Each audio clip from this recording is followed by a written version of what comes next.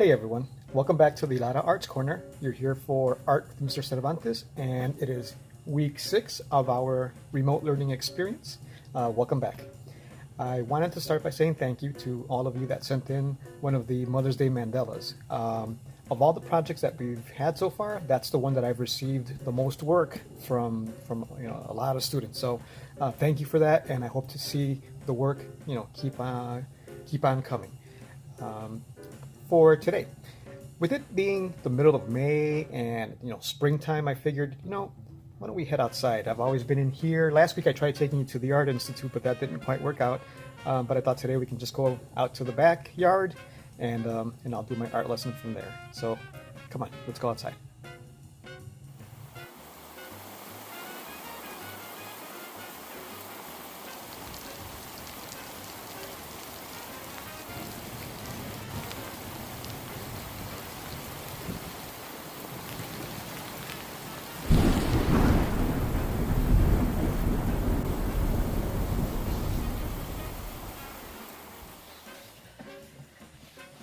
All right. So that was a fail.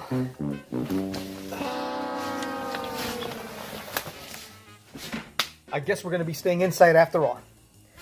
Okay, so week 6. It being spring and all, let me tell you a story about something that happened the other day. I had just hung up some flowers outside in the backyard, and within half an hour or so, I was sitting back there. A butterfly happened to fly by, and it caught my attention, and I thought about how after finally decorating the backyard a little bit and getting it ready for spring and the summer and so forth, and mowing the lawn and just sort of cleaning up and getting rid of all of like the winter stuff, right? When we finally made a change back there, a butterfly came. So it was almost like it was maybe thanking us and now coming back and sharing space with us, right? And I started thinking a lot about butterflies. It's always been something that I'm attracted to in terms of like the images that I see and things like that. A butterfly represents a lot of things. For some people, a butterfly represents a soul, like us. For example, during Day of the Dead, there's people that believe that butterflies are like the souls of the family members who have passed. And when they see them, it's like they're coming back to spend that time during Day of the Dead to be with their family. If you think about a couple of years ago when we had the Day of the Dead celebration in back of the yards, the float that we were pulling around during the small procession, the parade, had decorations of a butterfly. Here's the picture if you remember that. And that was the reason we chose that, because it represented the people, right? The soul of the people that were coming back to be with their family. A butterfly also represents freedom, because it comes and goes. It migrates from the U.S. To Mexico, for example, and there's no borders, no obstacles, anything that stands in its way. Right? It's able to freely roam and explore, and that freedom, right, is something that we as humans wish that we could also have, right? Butterflies also represent change in the way that they change, as they become butterflies. When they come out of the cocoon and they spread their wings, they become something more beautiful than as they evolve, through that process. And finally, a butterfly also represents hope to many cultures, and that's sort of like what I want to focus on, because I like that idea of a butterfly representing hope, because I see it as a symbol for the things that we hope that we can get back to, right? We know that life has been a little bit different, or a lot different, ever since everything that's happened with COVID-19, right? Schools, just your day-to-day life has all been changing, or has changed, and I think we're all ready to get back to what we think is normal, right? Or something that's closer to what we remember was our everyday life. So there's a lot of things that we hope that we can start doing again, or experiencing again, right?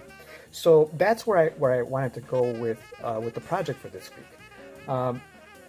What I want you to do is I want you to draw me the biggest butterfly that you can, right? Now, you know that butterflies have a lot of different patterns. There's over 20,000 different types of butterflies in the world. Like all of these. Hold on a second. Okay, I just had to wipe all those off because they were all over the place. But I want you to choose some type of butterfly design of your choice, and I want you to draw me one.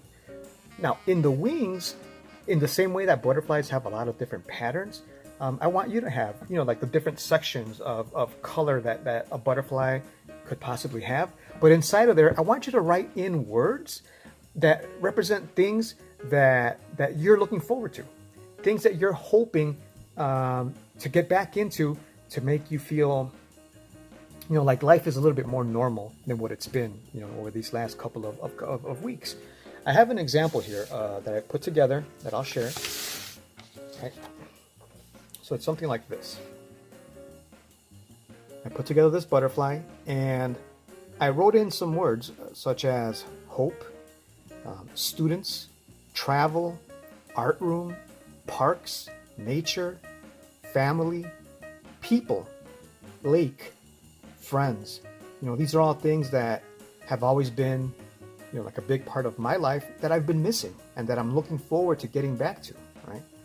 And so it's sort of like that's the idea that I want you to approach this. I want you to draw, as big of a butterfly as you can draw and fill it in with all those words that represent the things that bring you hope, the things that make you, want to keep on pushing forward and working hard to get back to a regular life, right? As much as we can. So in this particular example, I used some markers that I have lying around, but use whatever you can.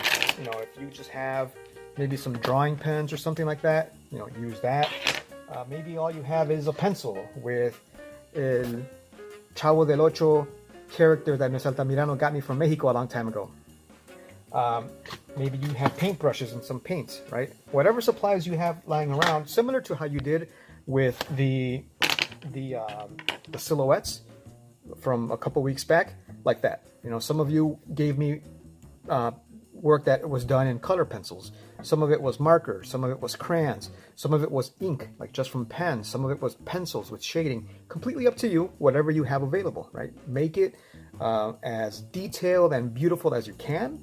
But the key thing here being, I really want you to think about, those things that make you feel hope, those things that make you hope for a better tomorrow, for a better future, right? And this could be something that you guys can discuss with your family.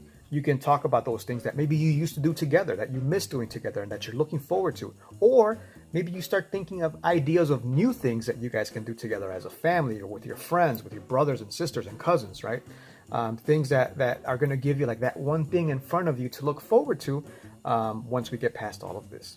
So that pretty much covers it then. As always, you guys, if you have any questions, rcervantes@cps.edu. If you have any problems with getting information to me through Google Classroom, there's been a few of you that have mentioned having some issues with attaching pictures through Google Classroom. By all means, you could also send it as an email, an attachment there as well. I get pictures from you guys through both ways, whichever is easier or more convenient for you.